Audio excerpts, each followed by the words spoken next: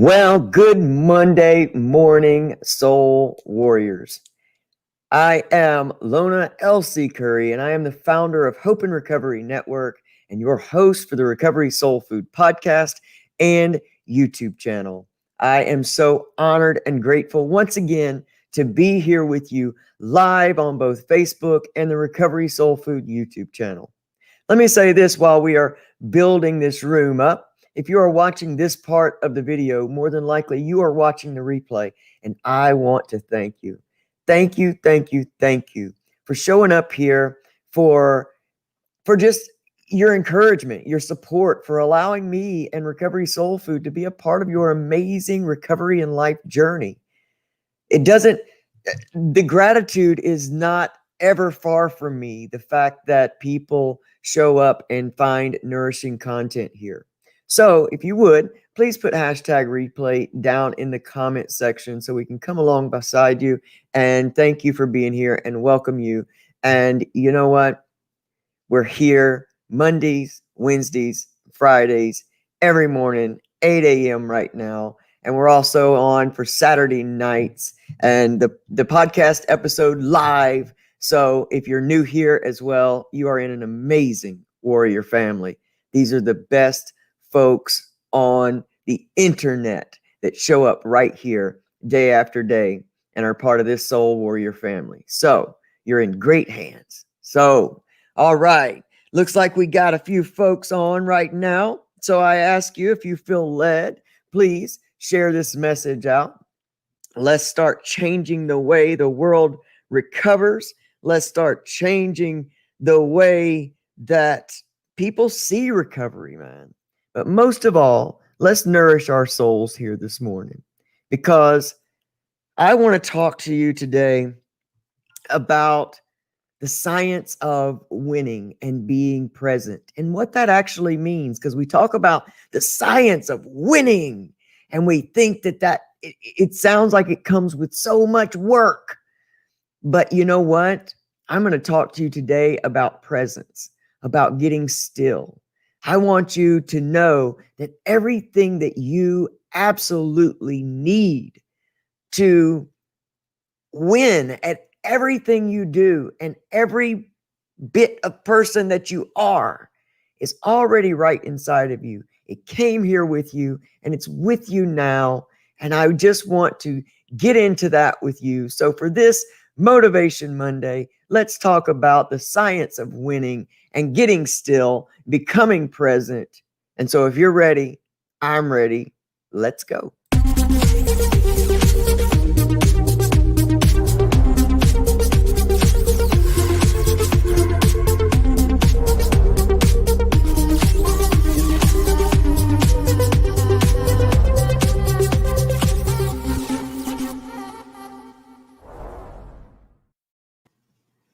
Motivation Monday, live with LC and you. Oh, I'm glad it's Monday. You know, I've had such an amazing weekend.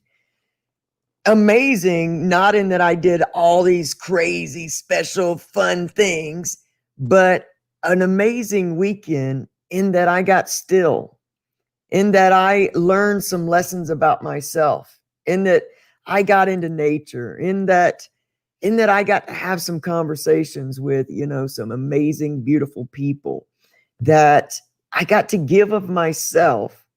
And, I was in turn given back.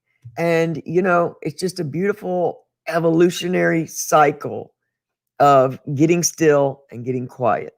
So let me say some good mornings right now before we get into the message. Good morning, Livy. Good morning, Yvonne Max. Good morning, Mary, the warrior woman Huffman.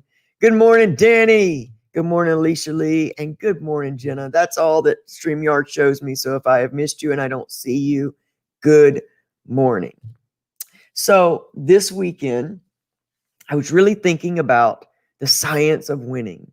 What does it mean to win?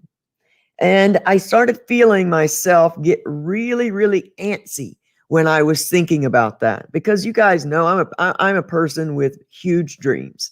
I am a person that wants to take what plagued me for many years, what kept me feeling guilty and shameful and sad and angry and all those things. And I want to turn it around into good for all of humanity. And with that comes some really, really big dreams, because I don't want to do it just for one person. I want to do it for the entire world. I think that we are blessed in the recovery community. I think that we absolutely have a form of enlightenment that a lot of the world doesn't have.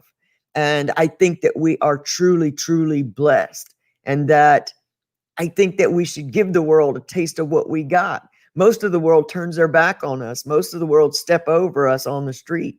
Most of the world think that we're worthless. But in reality, they need us more than they know. We are those that are open. We are those that are coming out of what we believed was pure hell and what physically felt like pure hell. But in reality, we are the strongest people on the face of the earth. The things that we have lived through, been through, walked through, and charged through: addiction, trauma, recovery. These are things that others who don't know the struggle would look at and say, holy crap. And so I believe that it is up to us to not be angry with those that stigmatize us and those that come against us, but to use it as teaching opportunities to where we can be the light that the world needs, because we know what true darkness looks and feels like. So as I was thinking about the science of winning, and I was feeling that same old, gotta, move, gotta get this dream, gotta do that, gotta get this done, gotta do that. I started realizing that I was disconnecting myself from everything that was me, from everything that I truly wanted to move towards, instead of allowing it to align with me and to grow, I guess, without the stress and chaos. I was trying to make things happen and make sure that I was on top of this. So afraid, because what we come down to in that is there is a deep-seated fear of lack. Like I won't have enough time. It might not get done if I don't do it right now. And all of these things that keep us in that monkey mind. That's what it's called. I didn't give it that name. That's just what it is. But it's that gotta. Always gotta be doing something. We don't know how to sit still anymore. We get uncomfortable in the stillness. We get antsy in the quietness. And that's where pure inspiration and growth takes place. As I am in such an environment, of a natural environment here that you guys can't see out the window. That's why I'm pointing over here. Anyway. I'm in this natural environment. I really started sitting and taking my cues from nature. And you guys know I'm a tree hugger. I love trees. I think they teach us so much about ourselves, about God, about spirituality, about everything. And I started realizing that all of these amazing trees don't struggle to grow. In fact, they grow where they are planted. They're not wishing they were somewhere else. They're not constantly struggling to try to get in the plot or the section next to them. They grow naturally where they are planted. They are still, they are quiet, and yet they are full of energy. And yet they are achieving their purpose right where they are. They're not having to try to achieve their purpose. They're not having to make it happen. It is naturally happening as they draw nourishment from right where they are. And they grow, and they're yet not comparing themselves or their growth to others. Because over here we have these amazing trees that honestly look like they are fallen trees, and yet they are absolutely growing, but they're growing parallel to the ground. And I've been wondering and asking that question, why do these trees grow that way? Why do these trees grow that way? And what my soul spoke to me is that it is not the tree itself that is the strength, it is the root system.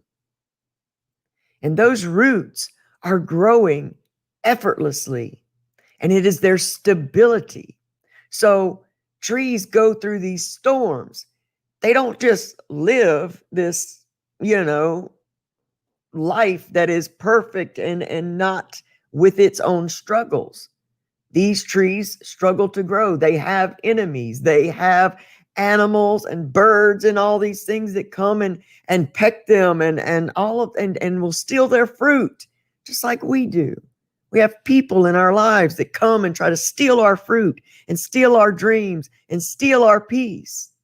And yet, you never see the tree react to its enemies, so to speak. I don't like saying enemies because I don't think we have enemies. I think we have lessons, opportunities for growth. And so, as I was wondering about the trees that grow, parallel to the ground, these are trees that have been blown over, and yet their root system is so strong that they do not die. They adapt and continue to grow. And I know it sounds new age. I know it sounds hippie-like, but it really doesn't matter what it sounds like. The fact is, it's really, really true. And we can learn so much from just observing nature. We are all part of one divine consciousness. Each and every one of us connected to the other and connected to everything we see. And just as nature does not struggle to thrive, grow, and survive, even though it gets shit on, blown down, we lose some. In storms, some trees don't make it.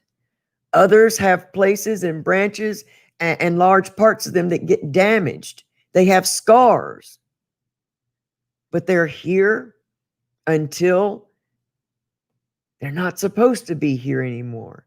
And that's their time. And so I believe the scariest thing about life at this point for me is not dying, but it is not living to my fullest potential here on earth. And I don't want to miss a day in my life or moments in my life by being so far swept into the future that I never, ever, ever experience today.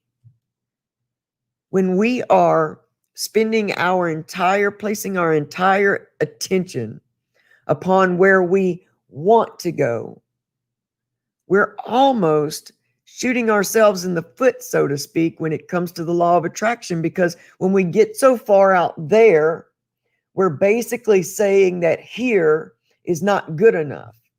And we are recognizing lack. So what I believe for me, and it's what I believe, is that the key is balance. The key is being grateful for where you are and expecting more.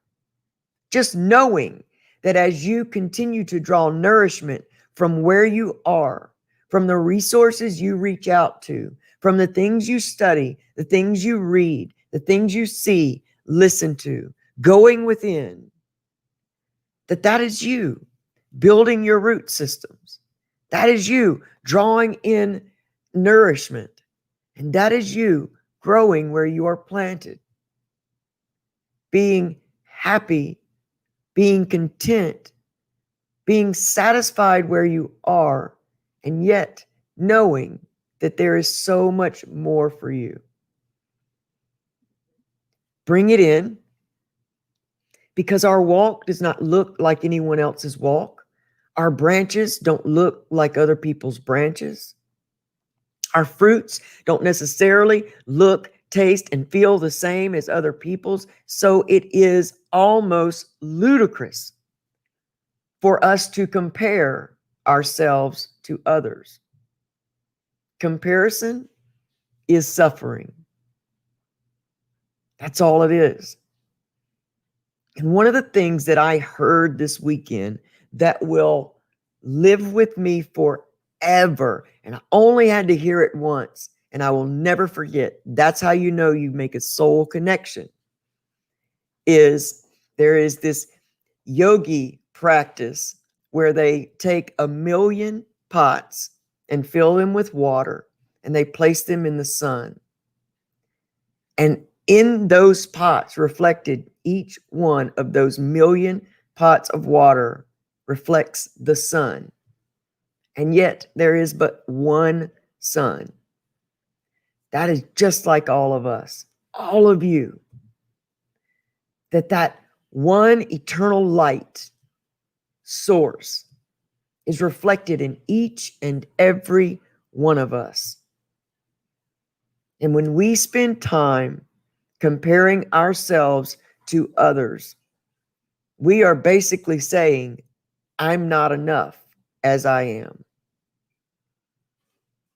And there is about 10% of things that we know we believe. And there's yet 90 back here, down here, subconsciously, that we don't realize we believe. And so when it's brought to awareness that when we are thinking too far ahead, we are not being grateful for now. Because who's to say that today is not our last day?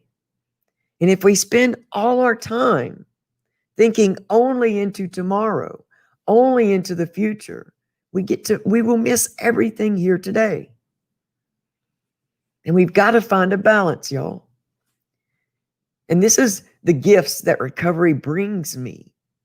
This awareness, this ability to see things for deeper meanings than what they may look like on the surface.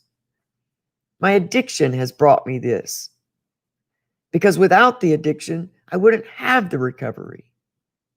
And we've got to not be afraid to go digging through our roots and digging around in our soil to see exactly who we are and where we come from. And we've got to stop hating where we come from. We got to stop being ashamed of where we come from and embrace where we've come from, because that is part of our story here in this lifetime. And there is an amazing mission attached to all of that if we choose to see it. Because if we choose to stay in it and live in nothing but that pain body, and that place where we suffer and we're in pain, and that's the normal for us, we will never see what the purpose is. And we will start to think things like, what am I doing here? What's the point of all this? And you know, there are so many points to all of this. And it alleviates suffering when we make our pain our purpose. When we realize that everything is working for us and not against us. And that in every storm that comes along, there are amazing blessings and miracles that happen in all that. We may experience a breakup that seems to shatter our entire world. But how do we know that very breakup is not saving our lives? Because maybe we depended upon that person so much that we stopped doing for ourselves. And our body was just rotting away from not doing for. Maybe we had that breakup so that we could start to gain ourselves again, that we could grow in love with us. And so all the time, in all ways, every day, Our prayers are being answered. It really is all about our perception of it. And when we get attached to the outcome that we want to see, we continue to be disappointed and to believe that no one's listening. And yet, the answers have always been around us. And that's perception. And our perception changes when we get intent on having it change. And I'll never, ever, ever stop telling you that one of the ways to begin to change your perception about life and love and spirituality and recovery is to get truly grateful, to be connected with real gratitude. And it takes practice. It's not going to feel right at first. You're not going to necessarily feel super grateful because you are trying to implement and wake up a part of yourself that may have been asleep all your known life. But we've got to start. I mean, most of us can ride a bike. We didn't just jump on a bike when we were young and take off and think it's a natural talent. Many of our gifts and talents, though they are naturally placed in us, they have to take practice to start cultivating. We say this often, and I love it so much because we stay so comfortable in our limitations because we stay safe there. We don't have to risk disappointment if we don't ever step out and do those things that we are dreaming of.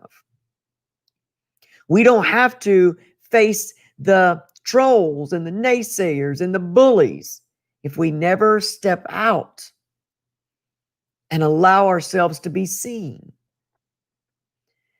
And just as we go through our lives in trauma responses, closing off our hearts because we had that heartbreak early on, we're not only closing ourselves off from the pain that may or may not happen, we're closing ourselves off from the ability to experience love and fun and accomplishment and the science of winning. And so as we're closing ourselves off to what our brain and ego says is not safe, we have to realize that those things are not going to kill us. In fact, they will grow us, and we can learn to become grateful for the experiences versus always staring at nothing but the pain. We get used to placing our eyes completely on the pain, and we see nothing else out here. And so we start to build this belief system that says all love is pain. All stepping out is dangerous. I don't ever want to feel that again. And sometimes we just click off and decide we don't want to feel anymore. And we use, or sometimes the worst happens. We take ourselves out of here. You know, this stuff is real. I don't want to make light of any of this. Depression is real. Anxiety is real. Trauma is real. I just want to be a person that helps you, a person that's come from all of that helps you conquer the closing off of yourself. I listened to a great message by my mentor, Amy Guerrero of Thrive in Recovery with Amy. Yeah, guys, I have mentors. I have to have people around me as well. I have an accountability partner. I have the same one, not only as my recovery accountability partner, but my dream accountability partner, my business partner. I have people that mentor me, and then in turn that I mentor. We never get too grown or too recovered to need help. So I listened to that message and I shared it. So I hope you guys will catch it. by Amy last night on her weekend wellness hack she does every Sunday night. And it was talking about opening our hearts and what that truly means and all that we can experience by opening our hearts. An attachment, being attached to the outcome of any situation, is what actually causes us the suffering. It's what actually causes us to be disappointed. And, it's hard for us as human beings not to want certain outcomes of things we put our heart and our minds and our souls into. But think about it like this. Look at your children. When do you get the most upset? Many times, us in recovery, we get upset when we see them following in our footsteps because we don't want them to suffer. And yet, just like us, they have their own divine path. And when we continue to enable and save them from the suffering, we are prolonging their own life lessons. And it's so, if you think about it today, gather up how many disappointments have come from your expectations and attachment to the results of the things that you have set forth in your life. And I want to leave you with this one assignment for Monday, for this week. And I won't give you one on Wednesday, and I won't give you one on Friday or even Saturday. I want you to work on this one this entire week. Start to recognize your self-narrative. What are the ways that you think about yourself most often? What is the common theme that comes up for you all the time? Now, what this exercise is going to do is it's going to help you start to become present and aware in your life. You're going to feel little things like, I'm not doing it right. I don't know. I don't understand. I don't feel like doing it. I don't want to really do any work. I just want to come hear a message and move along. And that's okay. That's okay. You will naturally move towards doing the work when you're in a place where your suffering has become so great that you decide, I'll do whatever it takes. And that's all right. You got to get to there in your personal time. But you should have a notebook by now. If you've been here very long, you should have a notebook and should have something that you carry with you, something that you write in your thoughts, your experiences. Journaling is a powerful, powerful tool. Fellas, it ain't just for girls. But if we start to become aware of our self-narrative, what are you telling yourself daily? What are you telling yourself most of all? What is the common theme of your self-narrative? What is your story? I don't want you to try to change it. I don't want you to judge it. I want you to become aware of it. We can try to change, we can change it and moderate it and modify it and all that good stuff later. But for now, let's become aware of it. Because what we tell ourselves, about our life, about our dreams, our future, our past, all of that is what is building your entire reality right now. It is driving your experiences.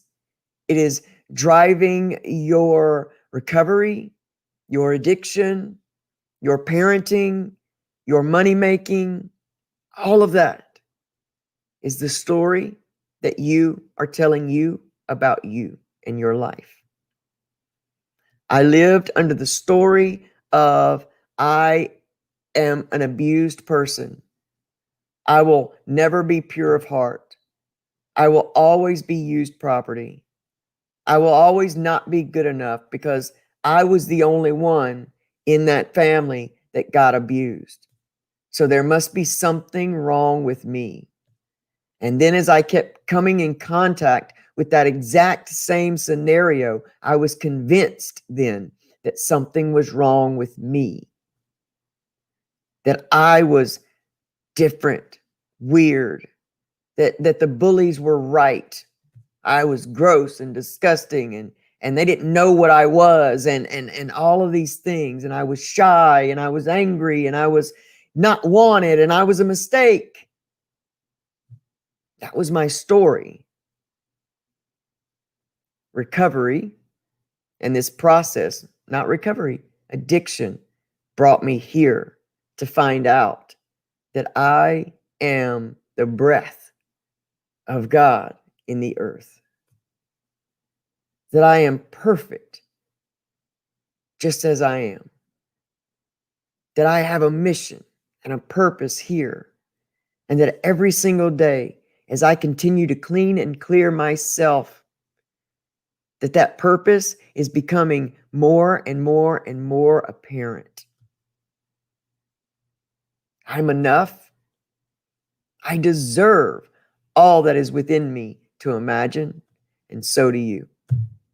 So, who's going to do the assignment this week? Who's ready to look at their own narrative? Who's ready to stop that story where it is and change it today so that they can change their entire experience tomorrow? I know that most of you are. I know that most of you are. And I know that you'll do it because you are soul warriors and you show up here. And you notice it's the same folks that show up here day after day after day. And it's not 10,000 of you, because there are many people that want to keep living in that same story. There are many people that want to keep living in the cheap seats of life. There are many people that are too afraid to step out on the stage of their own life in their own arena and live their life to the fullest, to use their pain for purpose. And they're coming along. More and more and more are starting to wake up and understand that the story they've been telling themselves is a lie, and that really they are amazing.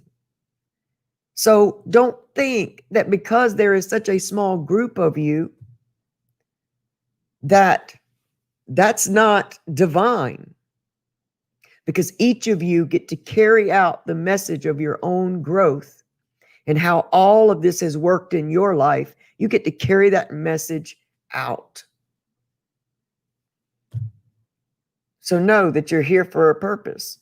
It's not coincidence. Coincidence is God's way of remaining anonymous. You know you're here because you're supposed to be. And this is the message for you. So I love you guys. If you have gotten some good soul nourishment from this video, then I ask you to share it out.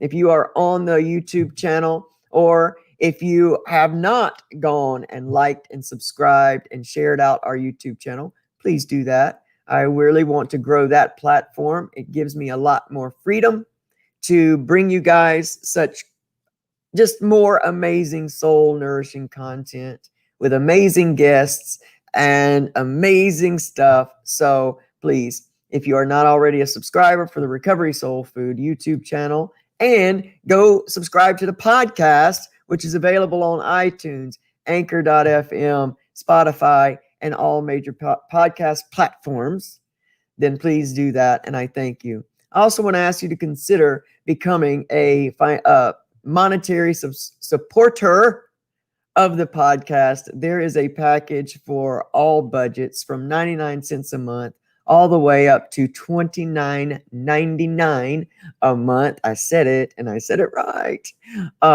But it just helps keep this going. I want to thank our warrior here, Mary Huffman.